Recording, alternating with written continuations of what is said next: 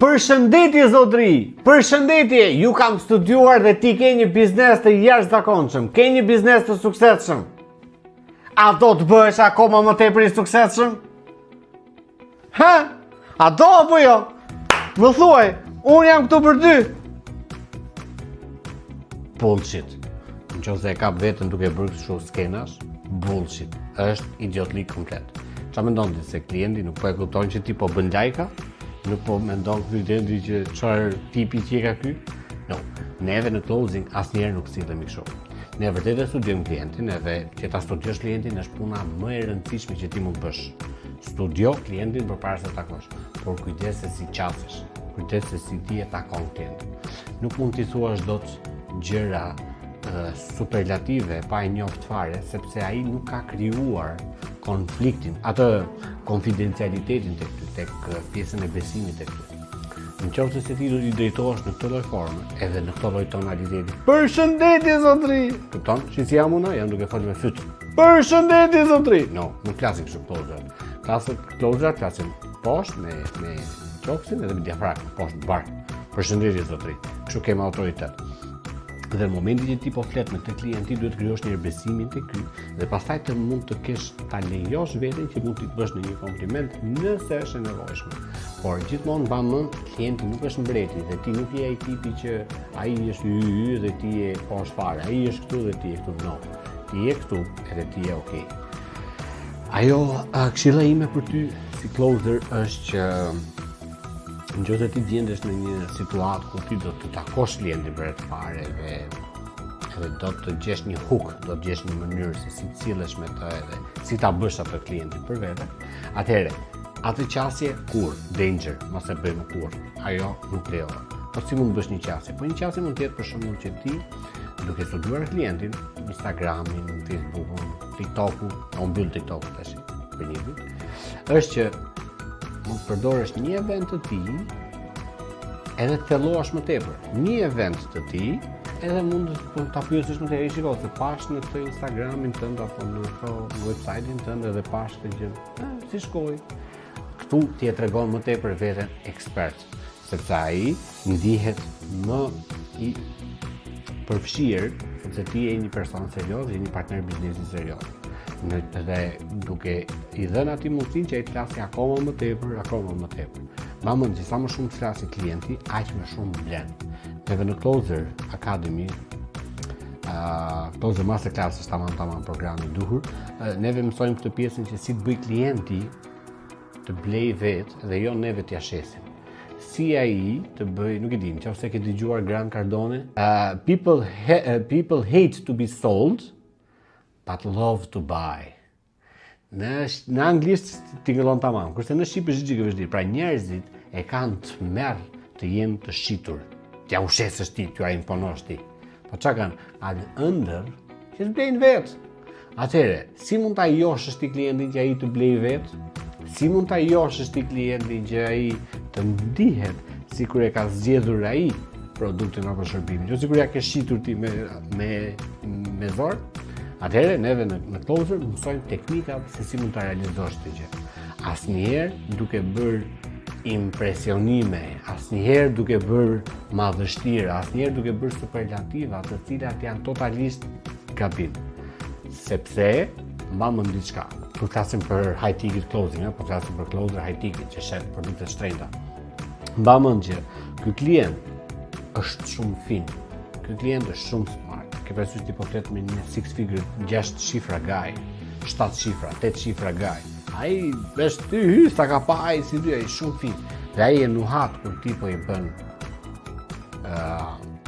kompliment koti, i ftofët, i shëmtut, i shpifur, ose si 99% të shqiptave, apo kur je një njeri i pjekur, smart, edhe ti e përdor komplimentin për hook, por jo me superlativa. A jeti unë e kam parë që ti je jashtëzakonshëm, a do ti që të bësh akoma më i jashtëzakonshëm? Edhe unë ty tash po të shes trajnim shitjes. Oh my god! Edhe thot klienti, what? Ty ky do më trajnoj stafin, ky do më trajnoj mua, ju që e ka bërë Allah për vetë. Pse? Sepse nuk flitet ashtu. Flitet gjithmonë me probleme, shif problemin dhe pastaj nëse ti arrin të ajoshësh atë që ai të gjej në mënyrën për ta zgjidhur këtë problem. Tani, si funksionon pjesa e closer? Closer është një profesion fisnik, është një profesion unik që ai të bën të mundur të shesësh gjëra të cilat ti vërtet i beson, por ta shesësh në një mënyrë fisnike, ta shesësh në një mënyrë mahnitse, jo në një mënyrë imponuese. Po pse jo imponuese? Po shiko, nuk mund të shesësh dot luxury product, produkt luksi, nuk mund ta shesësh dot në një produkt low ticket, si një produkt low ticket. Pra nëse unë kam 50 euro produkt, edhe dua të ta shes të mush menjen, nuk mund të shes dot në një mënyrë 10.000 euro produkt, 100.000 euro produkt. Pse? Sepse është diferenca shumë e madhe. Edhe po pse eri gjithmonë ti thua për çmimin? Po për çmimin them sepse aty është gjithë baza. Çmimi përcakton se cilin target group klientësh ti do bësh. Çmimi përcakton se me kë model biznesi e duke punuar. Çmimi përcakton si e bën marketingun. Çmimi përcakton se kë staf do marrësh në punë apo të zgjedhësh do punosh. Nuk është njësoj një ekip që paguhet me 6 shifra dhe një ekip që paguhet me 4 shifra, me 5 shifra apo me 3 shifra.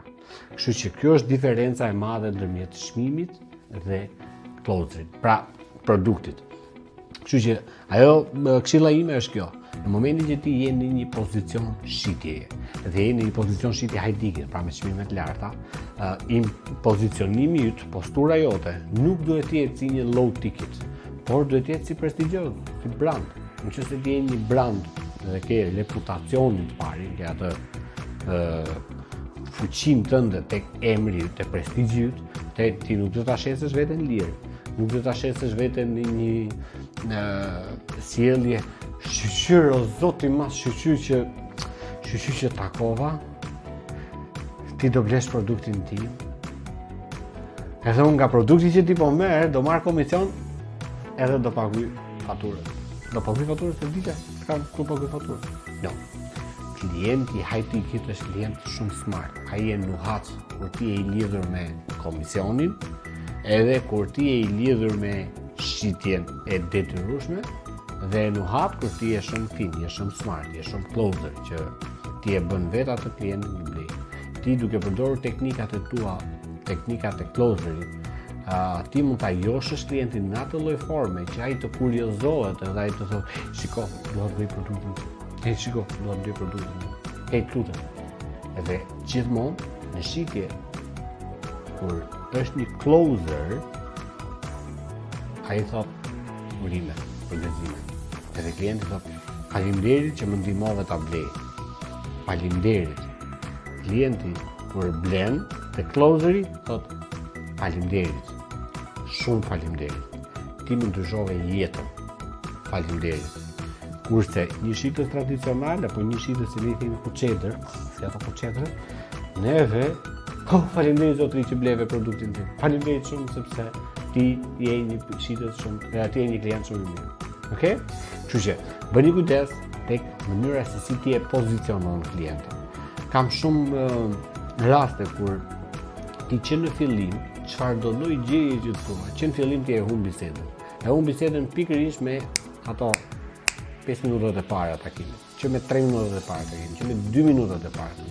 Nuk e di, video më para tregova pjesën e disbalancës në veshje. Nuk mund të jesh dot veshje shumë keq.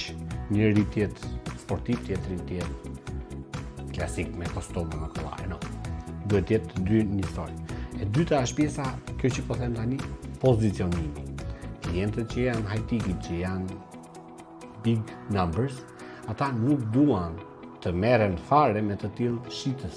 Nuk duan të merren fare me të tillë njerëz, të cilët janë llafazan edhe vetëm flasin. Këta janë aq të rafinuar si persona, sa janë persona që zgjedhin shumë pak njerëz të punojnë, nuk mund të punojnë dot me të gjithë, sepse punojnë me të gjithë pastaj nuk bën dot biznese. Atëherë, ki kujdes se si ti qasesh, se si ti reagon, se si ti fillon bisedën me një klient. Në qoftë se ti do që të kesh shitje të mëdha, do të kesh konvertim të madh dhe me çmim më të madh, unë të ftoj tek programi Closer Masterclass. Nuk e di nëse është për ty apo jo, nuk e di nëse është për biznesin tënd apo jo. Mbase, unë them hidhi një linkut më poshtë edhe mbase do gjesh një informacion atje. Dhe aty do të kuptosh se si shiten produktet luxury, si shiten produktet të cilët janë high standard, high level, high ticket, pra çmim i shtrenjtë. Dhe kur themi për çmim të shtrenjtë, flasim për çmim 1.000 euro, 5.000 euro, 10.000 euro, 100.000 euro, 200.000 euro. Kam parë shumë pronar biznesesh të cilët janë në rolin e closerit, të cilët janë në rolin e shitësit, të cilët janë në rolin e kësaj produktit 100.000 euro, 200.000 euro, 500.000 euro produkt, 50.000 euro produkt, edhe shiten si ai tipi që imitova unë fillim. Përshëndetje zotëri, sa kënaqësi që të shoh kësaj zyre bukure yse. No. Ky është gabimi më i madh që mund të bësh për reputacionin tënd si shitës, autor, dhe e dyta për kompaninë tënde. Ti këtu ke një mos përputhje, is not a line.